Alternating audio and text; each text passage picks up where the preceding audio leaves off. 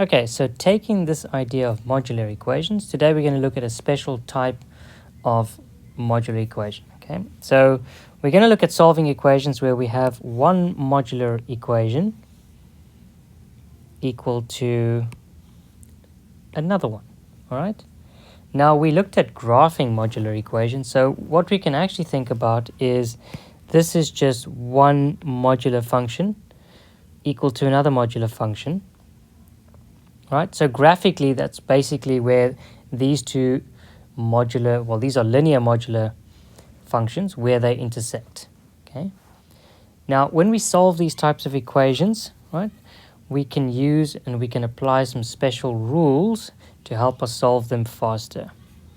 Okay, so if we consider the idea of a modular function, right, so some modular function p, if we had to square this modular function, right, so basically what we're saying is it doesn't matter what comes out of here, we're going to square this equation or this function, okay?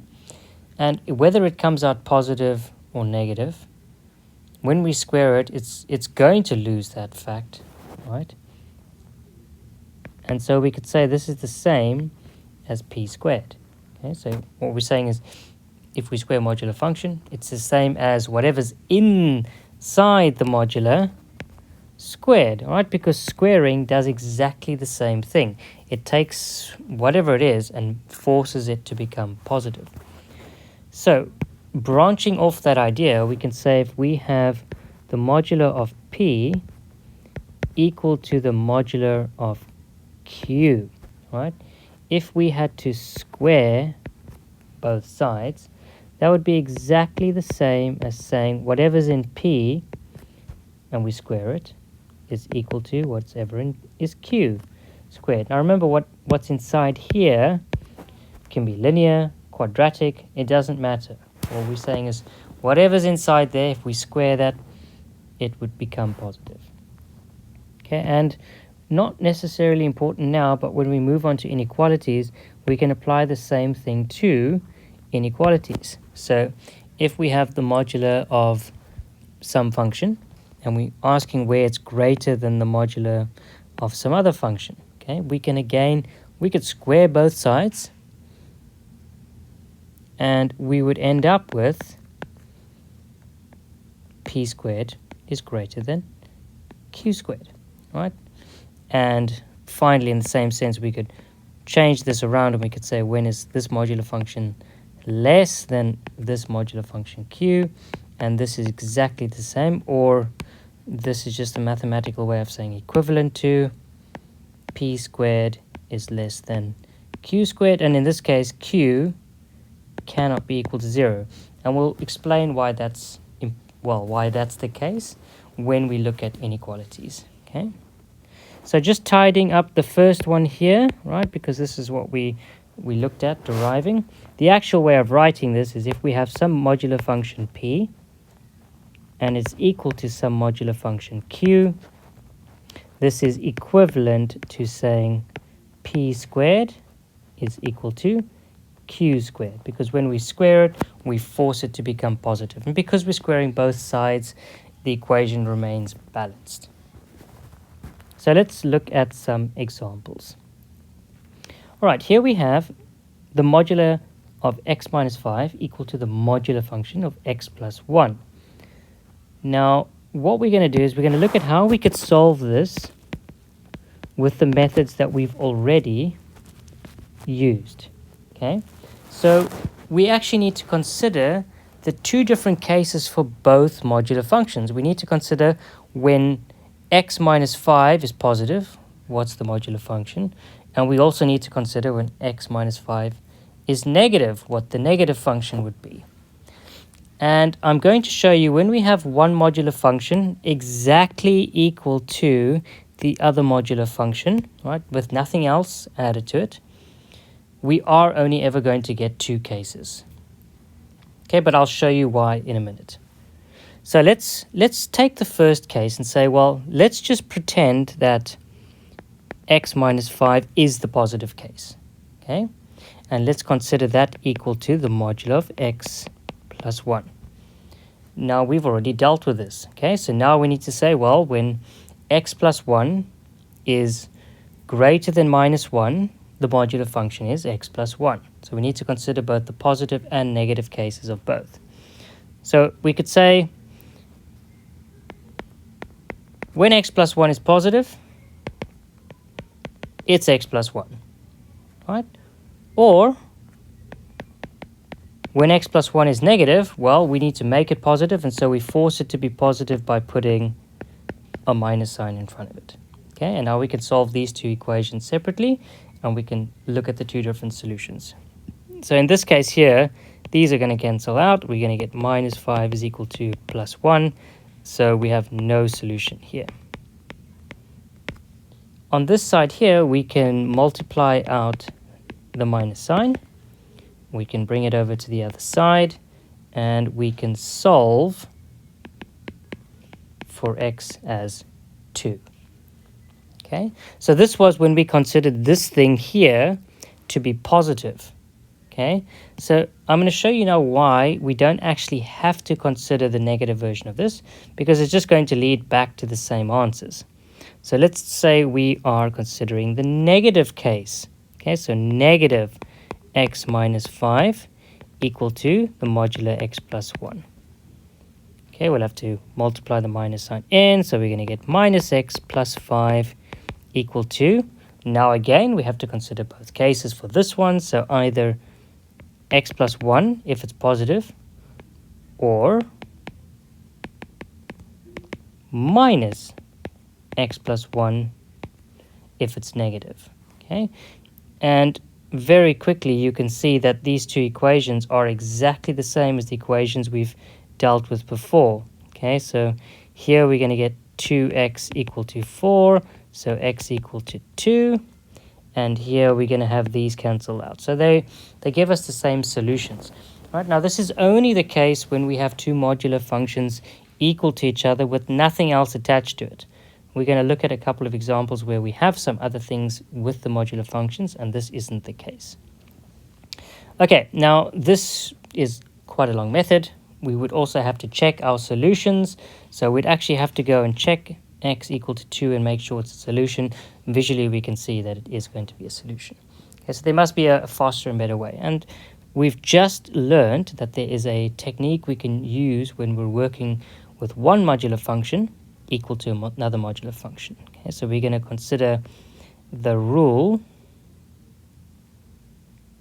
where a modular function p, which in this case we could call x minus 5, is equal to the modular function q. Right, so we can consider that x plus 1.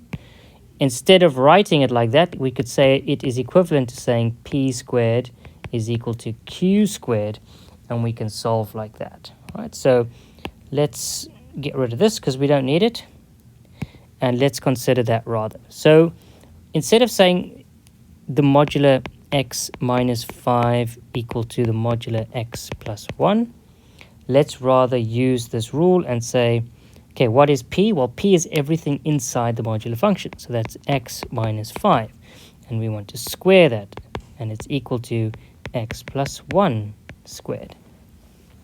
From here we can expand the brackets out, so we get x squared minus 10x plus 25 equal to x squared plus 2x plus 1. So the x terms cancel out. We're going to get 12x on the one side, and that's going to be equal to 24, and x is going to be equal to 2. So we only get one solution, just like we got in the previous method. All right, I'll bet we got there much faster, and we don't have to check solutions. Now, we could also consider this graphically. So graphically, what we've said is where one modular function is equal to the other modular function is the points of intersection.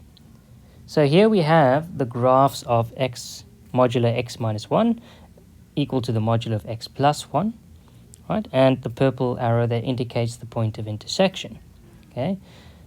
And that is why we only got one solution. If you consider two modular functions equal to each other, if they have the same gradient, so both of these functions, they were linear functions, had the same gradient, then obviously we can logically work out we will only ever get one point of intersection. Okay, let's move on to another example. Here we have again two modular functions equal to each other. So we have one modular function equal to the other modular function. And this time you can see we have a different gradient. So there's the potential for 2 points of intersection. So we could use the method where we consider the positive version of 2x plus 1 equal to both the positive and negative cases of x minus 1, or alternatively we can just use this new rule that we've learned for modular functions, where if we have two modular functions equal to each other, we can just say that's p squared, right, or that's equivalent to p squared equal to q squared. So let's take our modular function 2x plus 1 equal to the modular function x minus 3, and let's use our new rule. So we want everything inside the modular function is p, so that's 2x plus 1 squared is equal to x minus 3 squared. So we're just changing the modular signs into brackets and squaring both sides. So we need to expand the brackets out, so we get 4x squared plus 4x plus 1 equal to x squared minus 6x plus 9. Okay, we're going to try and solve. This is just a quadratic that we've created. So we're going to get 3x squared on the one side plus 10x, and we're going to get minus 8 equal to 0. Open up our brackets. Okay, 3 is a prime number, so the only factors are 3 and 1.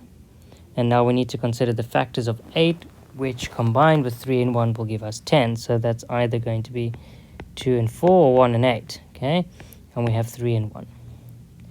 And we can already see that 12 minus 2, so 12, positive 12, minus 2 is what will give us plus 10.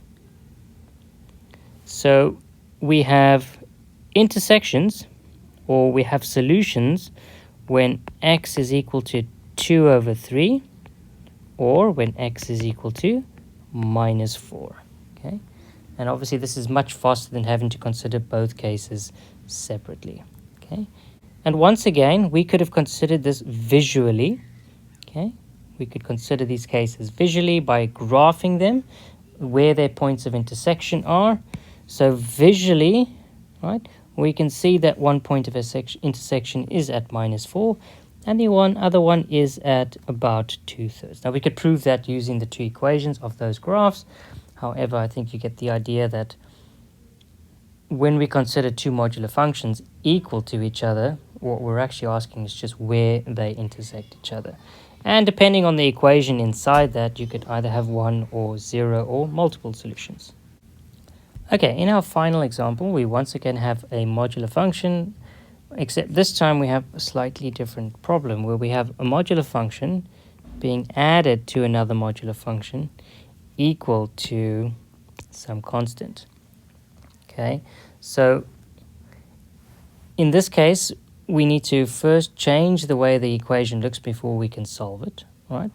So one train of thought would be this is one modular function added to another. We can consider all the cases for all the functions, or we can rearrange the equation and see if we can't do another method. So if we write the modulo of x plus 4 plus the modulo of x minus 5 equal to 11, we can move one of these modular functions over to the other side. So we'll have x plus 4 equal to 11 minus the modular function x minus 5. Now we actually know how to graph these. This is just a normal modular function, and this is a modular function that's just been translated. Right? It's been reflected and it's been moved up 11 units. Okay, so once again, this is just where the two modular functions are intersecting. Okay, now at first glance, we might assume that because we have one modular function on the one side and another one on the other side, we can use that special rule where we have the modulo of p equal to the modulo of q is equal to p squared equal to, well, these are equivalent, sorry, equal to q squared. However, in this example, you'll notice that, unfortunately, we have this constant over here, okay? And that does not satisfy our original rule. Okay, so the rule does not allow for the modulo of p equal to the modulo of q plus some constant, right? It's not valid for that. So because we have this vertical shift of one of these functions, we unfortunately can't use that rule.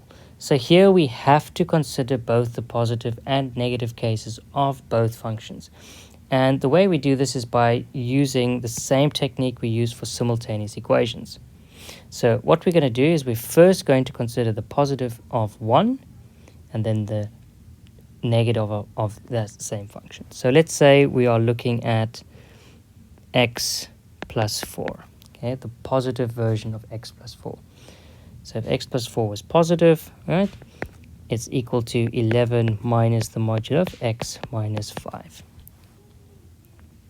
Okay, and now we could also look at if this was negative, right? Well, then x plus 4 would be equal to, well, because this is a negative case, we just swap these two around and we'd have x minus 5 minus 11, right?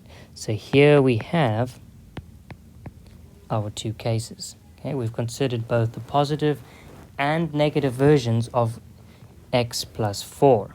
Okay, and now we can just solve them individually. So we can look at the first case, so we can say case number 1.